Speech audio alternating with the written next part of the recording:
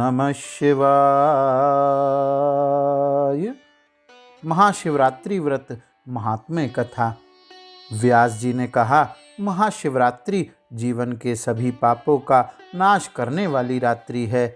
भगवान शिव कहते हैं, जो शिवरात्रि के दिन मेरे लिंग और मूर्ति की पूजा करेगा, वह पुरुष जगत की सृष्टि और पालन आदि का कार्य भी कर सकता है। जो शिवरात्रि को दिन रात निराहार एवं जितेंद्रिय रहकर अपनी शक्ति के अनुसार निष्कपट भाव से मेरी पूजा करेगा, वह 1 वर्ष तक निरंतर मेरी पूजा करने पर जो फल मिलता है, वह सारा फल केवल शिवरात्रि को मेरा पूजन करने से ही तत्काल प्राप्त कर लेगा। व्यास जी ने महाशिवरात्रि को व्रतराज कहा है। यह व्रत सभी व्रतों का राजा है। जो मनुष्य महाशिवरात्रि में निराहार रहकर दिन रात भगवान शिव को समर्पित होकर व्रत एवं पूजा करता है, उस साधक को वर्ष भर के सभी व्रतों का अर्थात प्रतिदिन व्रत धारण करने का फल प्राप्त होता है। भगवान शिव कहते हैं, इस दिन मुजलिंगेश्वर की अर्चना करके मनुष्य सालोक्य, सामीप्य, सारूप्य, सारिष्टि और सायुज्य इन 5 प्रकार की मुक्तियों का अधिकार प्राप्त कर लेगा। व्यास जी कहते हैं, जो मनुष्य रुद्राक्ष धारण कर मस्तक पर त्रिपुंड धारण करता है और शिवजी के नाम का रटन कर शिवजी की पूजा करता है, उसे शिवजी की पूजा का फल तुरंत प्राप्त हो जाता है। व्यास जी कहते हैं, शिव व्रत में एकमात्र शिवजी में ही निष्ठा रखने वाले शिव भक्त को कभी सूतक पातक का दोष नहीं लगता। अर्थात जो मनुष्य भस्म, रुद्राक्ष और त्रिपुंड धारण कर शिवजी में अनन्य भक्ति रखकर शिवजी का व्रत धारण करना चाहता है, तो शिवजी की कृपा से उस पर कोई सूतक पातक का दोष नहीं लगता। शिव भक्त को चाहिए कि प्रातःकाल उठकर आलस्य रहित हो परम आनंद से स्नान आदि नित्य कर्म करे। इसके बाद शिवालय में या घर में ही शिवलिंग या पार्थिव लिंग का यथाविधि पूजन कर उन्हें नमस्कार कर इस प्रकार संकल्प लें, हे देव देव, हे महादेव, हे नीलकंठ, आपको नमस्कार है। हे देव, मैं आपका शिवरात्रि व्रत करना चाहता हूँ। हे प्रभु, आपके प्रभाव से मेरा यह व्रत विघ्नों से रहित हो और काम आदि शत्रु मुझे पीड़ा ना पहुँचाएं। इस प्रकार प्रहर प्रहर में भगवान शिवजी की पूजा अर्चना करें और रात्रि की 4 प्रहर की पूजा से पहले शिवव्रती को चाहिए कि वह पूजा सामग्री को शिवजी के समीप रखकर पुनः विधि पूर्वक स्नान करके तत्पश्चात पवित्र वस्त्र तथा उपवस्त्र धारण करने के पश्चात ही पूजा का आरंभ करे। रात्रि के 4 प्रहरों में विधि पूर्वक शिवजी का पूजन करे और प्रेम से महोत्सव पूर्वक जागरण करे। पुनः प्रातःकाल स्नान करने के बाद शिवजी का पूजन करना चाहिए। इस प्रकार व्रत समाप्त करके सिर झुकाकर हाथ जोड़कर शिवजी को बारंबार नमस्कार कर यह प्रार्थना करे, हे महादेव, हे स्वामी, आपकी कृपा से मैंने जो व्रत ग्रहण किया था वह उत्तम व्रत संपूर्ण हो गया। अब मैं व्रत का विसर्जन करता हूँ। हे देवेश, हे प्रभु, हे भोलेनाथ, मेरे द्वारा यथाशक्ति किए गए व्रत से आप संतुष्ट हों और मेरे ऊपर दया करें। व्यास जी कहते हैं, इस प्रकार जो महाशिवरात्रि का व्रत संपन्न करता है, उसे 1000 अश्वमेघ यज्ञ का फल प्राप्त होता है। यह सत्य है, सत्य है, इसमें संशय नहीं करना चाहिए। कोई सोच भी नहीं सकता कि 1000 अश्वमेघ यज्ञ इस वर्तमान कलयुग में कोई कर सकता है। यह संभव नहीं, असंभव ही समझो। अश्वमेघ सहस्त्राणि वाजपेय शतानि च प्राप्तोति ततः फल सर्व नात्र कार्या विचारण। 1000 अश्वमेघ यज्ञ का पुण्य आप महाशिवरात्रि के दिन देवालय, शिवालय या घर में ही पार्थेश्वर लिंग की पूजा करके प्राप्त कर सकते हैं।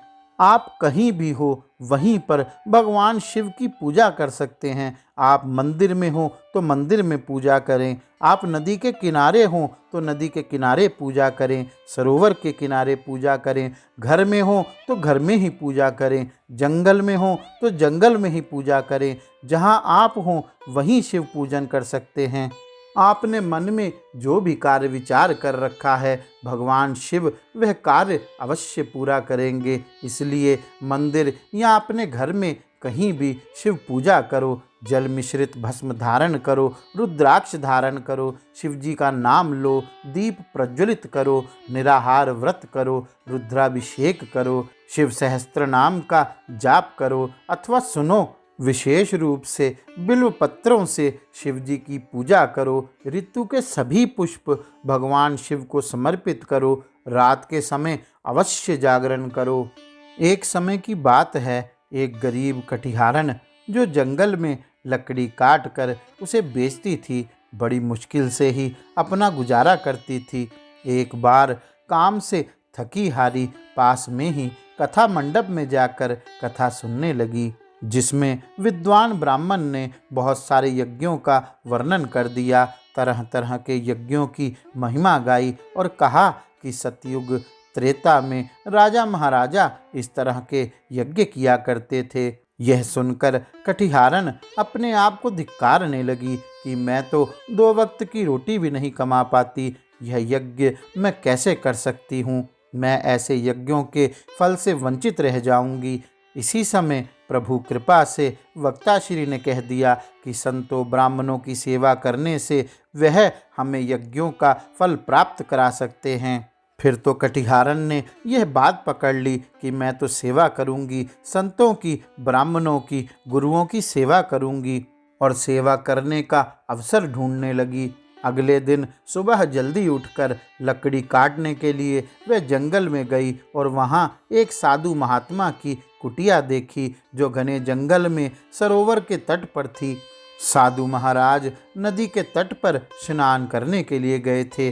वह कुटिया को देखकर समझ गई कि किसी साधु महात्मा की कुटिया ही है। उसने वक्ताश्री की बात याद की और सेवा करने के उद्देश्य से कुटिया में जो वस्त्र फैले थे वह धो दिए, बर्तन साफ कर दिए, मटकी पानी की भर दी, आंगन साफ कर दिया और फिर लकड़ी काटने के लिए चली गई और रोज रोज साधु महाराज की सेवा करने लगी। लेकिन महात्मा देखने लगे कि कोई 1 दिन सेवा करे, 2 दिन सेवा करे, 3 दिन सेवा करे, यह तो रोज हो रहा है। यह है कौन?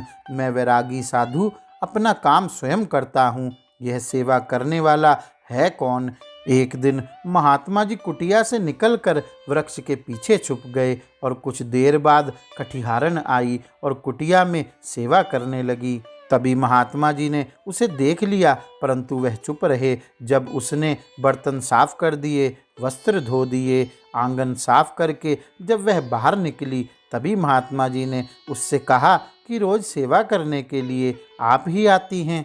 तभी कटिहारन हाथ जोड़कर प्रणाम करके कहने लगी, जी महात्मा जी, मैं ही रोज आती हूँ। महात्मा जी ने कहा, क्यों आती हो? तो उसने कहा, मैंने कथा में सुना था कि साधु संतों की सेवा करने से सभी यज्ञों का फल प्राप्त होता है। मैं तो दरिद्र हूँ, कोई भी यज्ञ नहीं कर सकती, इसलिए आपकी सेवा करने लगी। अगर मेरे कारण आपकी पवित्रता में कोई बाधा आई हो तो मैं क्षमा चाहती हूँ।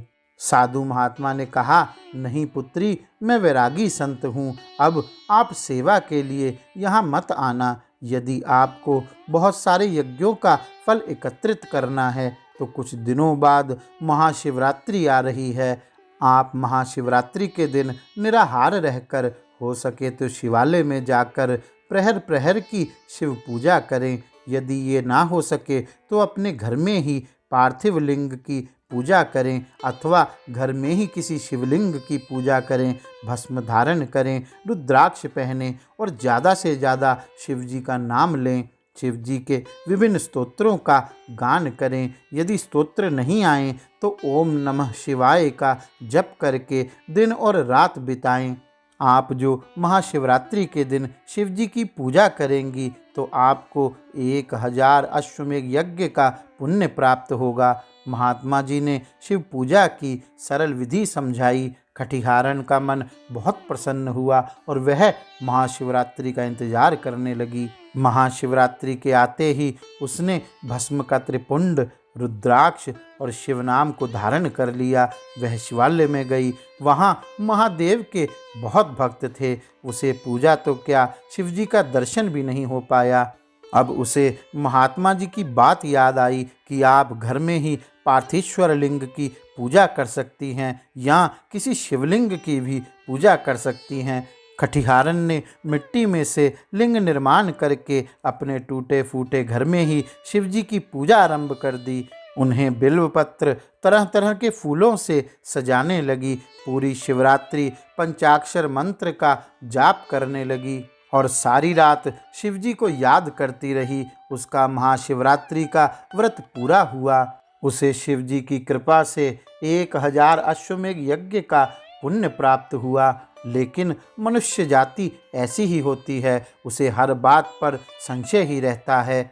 खटिहारन के मन में संशय होने लगा कि मुझे 1000 अश्वमेध यज्ञ का फल मिला या नहीं मिला। समय बीत रहा था, दिन महीने बीत रहे थे। मन में संशय बढ़ता जा रहा था कि मुझे यह पुण्य मिला कि नहीं मिला। इसी समय उस नगर के राजा का इकलौता पुत्र अति बीमार पड़ा था। बहुत सारे वैद्यों ने उसका इलाज किया पर वह स्वस्थ नहीं हो पा रहा था। वैद्यों का कहना था कि अब यह नहीं बच पाएगा। तभी उस नगर के विद्वान ब्राह्मणों ने राजा से कहा कि राजन, एक युक्ति हो सकती है। अगर कोई आपके पुत्र को 5 अश्वमेध यज्ञ का पुण्य अर्पण करे तो आपका पुत्र इस भीषण रोग से बाहर आ सकता है, वह पुनः स्वस्थ हो सकता है। राजा ने कहा, ब्राह्मणों, मैं राजा हूँ, मैंने कोई यज्ञ नहीं किया तो मेरी प्रजा कैसे कर सकेगी। विद्वान ब्राह्मणों ने कहा, नहीं राजन, कोई तो होगा इस धरा पर जो पुण्यवान होगा। यह धरा पुण्यवानों से भरी हुई है। यदि महादेव कृपा करें तो किसी न किसी पुण्यवान को अवश्य आपके पास भेजेंगे। ब्राह्मणों ने कहा, राजन, आप राज्य में ढिंढोरा पिटवाओ कि किसी पुण्यवान के पास 5 अश्वमेध यज्ञ का फल हो तो वह राजा के पुत्र को अर्पण कर दे। राजा उसे मुंह मांगा इनाम देगा, उसका आदर करेगा, उन पर प्रसन्न रहेगा। इसी समय खटिहारन लकड़ी काटने के लिए जंगल में जा रही थी। तभी यह आवाज़ उसने सुन ली कि राजा के पुत्र को 5 अश्वमेध यज्ञ का फल चाहिए। तभी उसने सोचा कि मेरे पास तो 1000 अश्वमेध यज्ञ का पुण्य है, परंतु राजा के पुत्र को तो 5 अश्वमेध यज्ञ का पुण्य चाहिए। अभी जाती हूँ, मेरे पुण्य की परीक्षा हो जाएगी, मेरा संशय भी दूर हो जाएगा। जब खटिहारन राज दरबार जाने लगी तभी द्वारपालों ने उसे रोक दिया। उस निर्धन खटिहारन को देखकर द्वारपालों ने उसे अंदर जाने को रोक दिया। उसके टूटे फूटे जूते, फटे कपड़े देखकर वह हंसने लगे कि यह कुंवर को 5 अश्वमेध यज्ञ का फल देने आई है। देखो तो इसकी हालत को, हमारे राजा ने कोई यज्ञ नहीं किया और ये तो 5 यज्ञ का पुण्य देने आई है। खटिहारन ने जब बहुत विनती की कि मुझे जाने दो, तब उसमें से एक पहरेदार समझदार था। उसने कहा, राजा को संदेश तो दीजिए। राजा को संदेश दिया। राजा ने उसे अंदर बुलवाया। राजभवन में कुंवर अचेत पड़ा था। राजा रानी उसके पास उदास बैठे थे। राजा ने खटिहारन को देखा तो सोचने लगे कि मैं राजा होकर भी कोई यज्ञ नहीं कर सका तो यह दरिद्र खटिहारन ने तो क्या यज्ञ किया होगा। परंतु राजा शांत रहे। फिर राजा ने कहा, आप हमारे पुत्र को 5 अश्वमेध यज्ञ का पुण्य अर्पित करो। तभी खटिहारन ने राजा से जल का लोटा मांगा। राजा ने खटिहारन के हाथ में जल का लोटा दिया। तभी खटिहारन ने अपने हाथ में जल लेकर महादेव से पुकार की, प्रभु, मुझे तो कुछ भी नहीं मालूम। मैंने तो कथा में सुना था कि महात्माओं की सेवा करने से बहुत सारे यज्ञों का फल प्राप्त होता है।